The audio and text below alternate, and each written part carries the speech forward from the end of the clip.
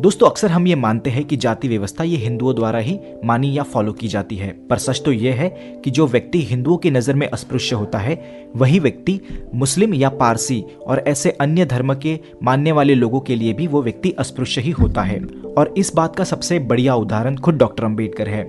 इस वीडियो के माध्यम से मैं आपको डॉक्टर अंबेडकर की जीवन की एक महत्वपूर्ण घटना के बारे में बताऊंगा, जिसे जानकर हम इतना तो समझ ही जाएंगे कि जाति व्यवस्था के जहर ने हिंदू धर्म ही नहीं तो अन्य धर्म को भी दूषित किया है।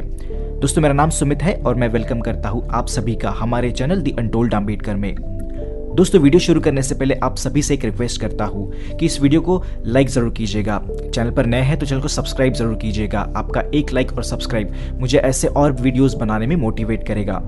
तो दोस्तों, आते हैं आज के इस वीडियो के टॉपिक पर। बड़ौदा के महाराज सयाजीराव गायकवाड़ जी ने डॉक्टर अंबेडकर को स्कॉलरशिप देकर उन्हें हायर एजुकेशन के लिए अमेरिका भेजा था। इसके बदले में डॉक्टर अंबेडकर को पढ़ाई के बाद बड़ौदा आकर बड़ौदा राज्य की सेवा करनी थी। डॉक्टर अंबेडकर उस वक्त लंदन स्कूल ऑफ इकोनॉमिक्स में एडमिशन ले चुके थे, पर उन्हें अपनी पढ़ाई बीच में ही छोड़कर भारत वापस आना पड़ा।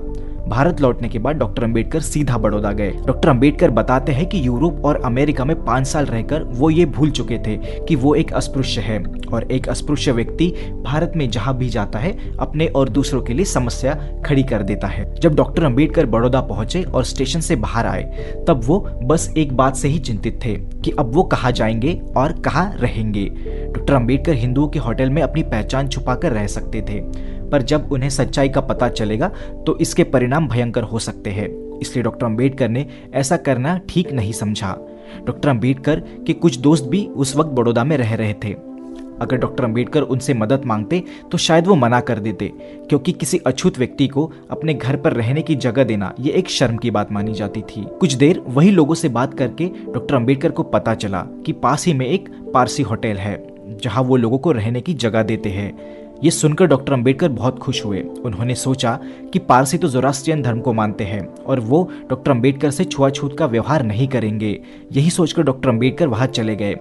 वह पारसी होटल 2 मंजिल का था। पहले मंजिल पर एक बूढ़ा पारसी अपने परिवार के साथ रहता था और वो उस होटल और वहां रहने वाले लोगों की सेवा करता था। डॉक्टर अंबेडकर ने अपनी रहने की समस्या का हल कर लिया था। इस बात से वे बहुत खुश थे और सफर के कारण थके हुए भी थे, इसलिए उन्होंने अपनी एक शर्ट उतारी और आराम करने की सोची। तभी उस होटल का बूढ़ा पारसी वहां आया और उसने डॉक्टर अंबेडकर को बिना शर्ट के देखा और उसने यह भी देखा कि डॉक्टर अंबेडकर सदरा या कश्ती नहीं पहने थे। आपकी जानकारी के लिए बता दूं, सदरा और कश्ती ये पारसी लोगों का खास पहनावा है जिससे उनकी पहचान की जा सकती है। उस बूढ़े पारसी को शक हुआ और उसने गुस्से में डॉक्टर अंबेडकर से पूछा कि तुम कौन हो। डॉक्टर अंबेडकर को अब तक ये बात पता नहीं थी कि यह होटल सिर्फ पारसी लोगों के लिए ही है।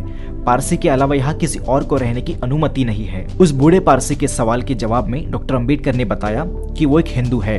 यह सुनकर उस पारसी को झटका लगा और वो तुरंत बोला कि तुम यहाँ नहीं रह सकते। ये सुनते ही डॉक्टर अंबेडकर स्तब्ध रह गए और उन्हें फिर से वही ख्याल आया कि अब वो कहाँ जाएंगे। खुद को संभालते हुए डॉक्टर अंबेडकर ने कहा कि अगर हिंदू होते हुए मुझे यहाँ रहने की कोई दिक्कत नहीं, तो तुम्हें मुझे यहाँ रहने देने में क्या दिक्कत है। पारसी ने जवाब में कहा कि ऐसे कैसे तुम यहाँ रह सकते हो, मुझे यहाँ रहने वालों का रजिस्टर में नाम चढ़ाना होता है। तब डॉक्टर अंबेडकर ने कहा कि तुम ऐसा करो कि मेरा असली नाम ना लिखते हुए किसी पारसी का नाम लिखो, जिससे हम दोनों की समस्या का हल हो जाएगा और मैं तुम्हें यहाँ रहने के पैसे भी दूंगा, जिससे तुम्हारी कुछ कमाई भी हो जाएगी। ये तरकीब सुनकर उस पारसी को लगा कि ऐसा किया जा सकता है।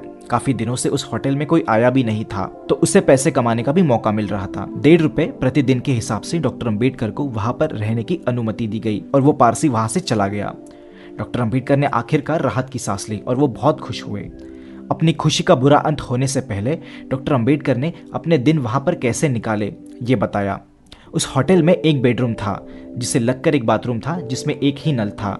डॉक्टर अंबेडकर के अलावा वहां रहने वाला और कोई नहीं था। रात के समय वहां पूरी तरह अंधेरा रहता था। वहां कोई इलेक्ट्रिक बल्ब भी नहीं था और ना ही कोई तेल का दिया था।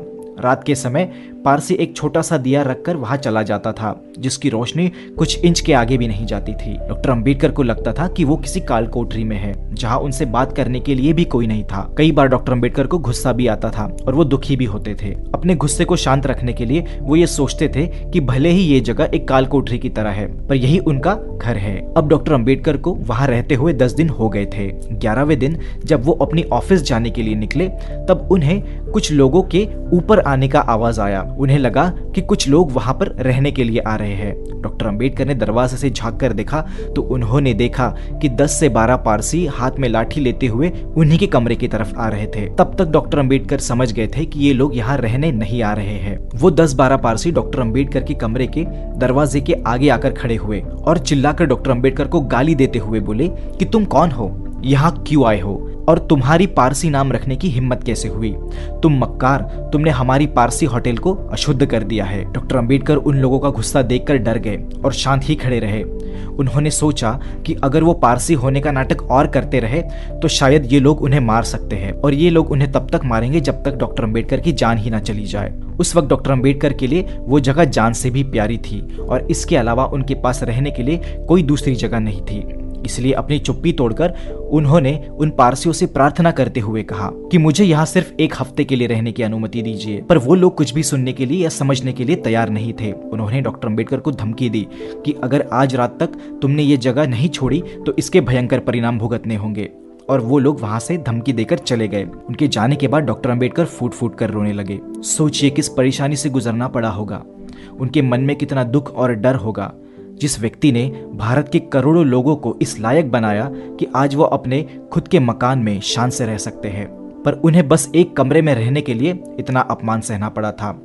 इस घटना के बाद डॉक्टर अंबेडकर ने अपने कुछ दोस्तों से मदद मांगने की कोशिश भी की, पर हर किसी ने कुछ ना कुछ बहाना बनाते हुए उनकी कोई मदद न की। इसके बाद डॉक्टर अंबेडकर अपना सामान लेकर सीधा मुंबई वापस आ गए। डॉक्टर अंबेडकर कहते कि आज भी ये घटना उन्हें साफ साफ याद है और जब भी उन्हें ये घटना याद आती है तो उनके आंखों में आंसू आ जाते हैं। डॉक्टर अंबेडकर कहते हैं कि उन्होंने पहली बार ये महसूस किया था कि जो हिंदुओं के लिए अछूत है वही पारसियों के लिए भी अछूत ही होता है। दोस्तों, इस घटना को आप विस्तार से अगर पढ़ना चाहते हैं तो आप डॉक्टर अंबेडकर की लिखित वेटिंग फॉर वीजा पढ़ सकते हैं।